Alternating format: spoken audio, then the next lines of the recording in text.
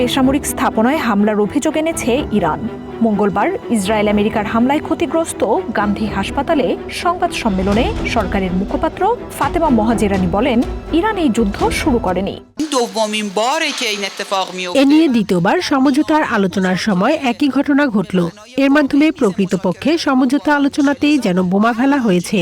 কাজেই যে কোনো মধ্যস্থতা স্বাভাবিকভাবেই এমন পরিস্থিতিতে ঘটবে যেখানে প্রথমে কেবল যুদ্ধবিরতিই নয়, বরং একটি পূর্ণাঙ্গ চুক্তি থাকবে। অর্থাৎ এমন একটি পর্যায়ে পৌঁছানো যেখানে আমরা জানব যে এর পুনরাবৃত্তি আর হবে না।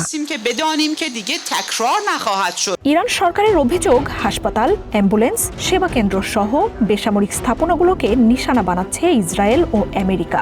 হামলার শিকার হচ্ছেন নারী ও শিশুরাও। ইরানে কোনো মতাদর্শ প্রতিষ্ঠায় নয়, বরং ইরান ও এর জনগণকে ধ্বংস করাই এই যুদ্ধের উদ্দেশ্য বলেও মন্তব্য করেন তিনি। এই বাচ্চাদের ব্যাগে কোনো সমৃদ্ধ ইউরেনিয়াম, মিসাইল বা বোমা ছিল না। তাদের ব্যাগে ছিল বই, খাতা, কলম। এই হামলার উদ্দেশ্য স্বাধীনতা বা গণতন্ত্র কোনোটিই নয়। তাদের লক্ষ্য ইরানকে বিভক্ত করা।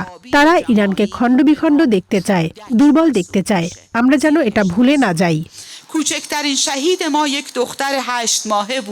তিনি বলেন, এই যুদ্ধ ইরান শুরু না করলেও চাপিয়ে দেয়া এই সংঘাত শেষ করবে ইরানই। সরকারের প্রতিক্রিয়া এটাই যে, যদিও ইরান এই যুদ্ধ শুরু করেনি, কিন্তু আমরা এটি শেষ করব। ইরানের নেতৃত্ব নির্বাচন ও অভ্যন্তরীণ নীতিতে বিদেশি হস্তক্ষেপের তীব্র নিন্দাও জানান ফাতেমা মহাজেরানি। জানান, ইরান তার স্বাধীনতা ও সার্বভৌমত্ব রক্ষা করবে। একই সাথে যুদ্ধকালীন সময়ে হরমুজ প্রণালী সহ ইরান তার সব কৌশলগত সুবিধা ব্যবহার করতে পারে বলেও হুঁশিয়ারি দেন তিনি।